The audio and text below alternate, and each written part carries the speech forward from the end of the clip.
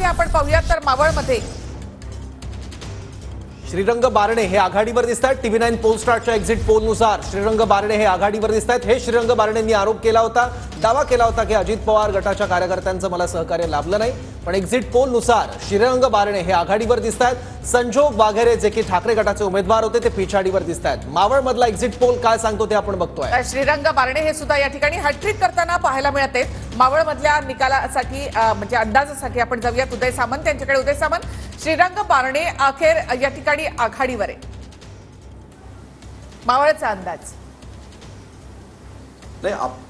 आप्पा बारणेंचा मतदारसंघ हा पश्चिम महाराष्ट्र आणि कोकण असा एकत्र मतदारसंघ येतो। त्याच्यामध्ये उरण मतदारसंघ येतो, त्याच्यानंतर कर्जत मतदारसंघ येतो आणि पनवेल मतदारसंघ येतो। आता पनवेल आणि उरण मतदारसंघाचा जर आपण विचार केला तर पनवेलला प्रशांत ठाकूर आमदार आहेत आणि उरणला महेश बालदी आमदार आहेत जे अपक्ष म्हणून निवडून आलेत, परंतु ते भाजपचे आहेत। एकीकडे कर्जतला स्वतः महेंद्र थोरवे जे आहेत, हे तिन्ही मतदारसंघ जे आहेत हे फार मोठ्या ताकदीनं आप्पा बारणेंना लीड देणार आहेत। पुढे जर आपण पश्चिम महाराष्ट्रात म्हणजे लोणावळ्यापासून जर पुढे गेलो तर सुनील शेळकेंचा मतदारसंघ त्याच्यामध्ये येतो। त्याच्यामुळे आप्पा बारणेंचा विजय हा निश्चित आहे, याच्याबद्दल माझं दुमत असण्याचं काही कारण नाही। तसं त्यांनी काम देखील चांगलं केलेलं आहे, संसद रत्न म्हणून त्यांनी अनेक वेळा पुरस्कार देखील मिळवलेला आहे आणि म्हणून मला असं वाटतं की आप्पा बारणेंच्या जागेला कुठेही धोका आहे असं मला वाटत नाही।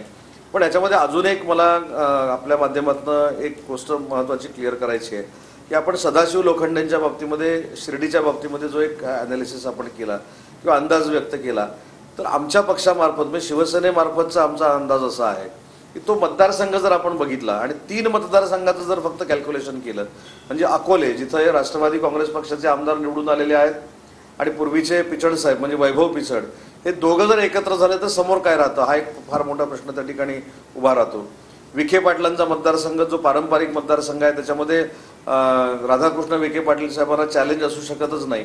अशा मतदारसंघामध्ये नक्की काय होणार आहे हे देखील आपल्याला थोडंफार तपासून बघितलं पाहिजे। दुसरं राम शिंदेंचा त्या ठिकाणी हे जे उमेदवार शरद पवार साहेबांबरोबर असलेले निवडून आलेले आहेत त्यांच्या मागे अजितदादांची ताकद होती म्हणून ते त्या भागातून निवडून आलेले आहेत। मग अजितदादांची ताकद आणि राम शिंदेंची ताकद जर एकत्र झाली तर त्या मतदारसंघामध्ये नक्की काय होणार आहे।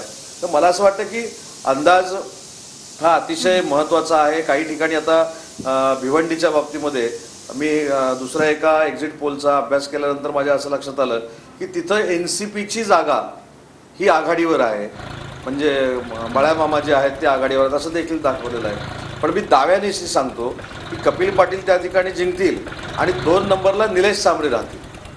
तर निलेश सांबरे का राहतील याचं देखील कारण आहे। निलेश सांबरेंच्या शैक्षणिक संस्था आहे आणि सामाजिक कामामध्ये निलेश सांबरे हे NCPच्या उमेदवारापेक्षा पुढे आहे।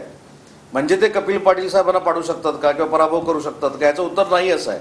कपिल पाटील साहेबांबरोबर कथोरे साहेब असतील, अन्य सगळी जी मंडळी असतील त्यांनी काम अतिशय चांगल्या पद्धतीने केलं असेल, महायुतीच्या कार्यकर्त्यांनी केलं असेल, परंतु तिथं कॉम्पिटिशन जी आहे ती 1 नंबरची नाही आहे, तिथं कॉम्पिटिशन 2 नंबरची आहे।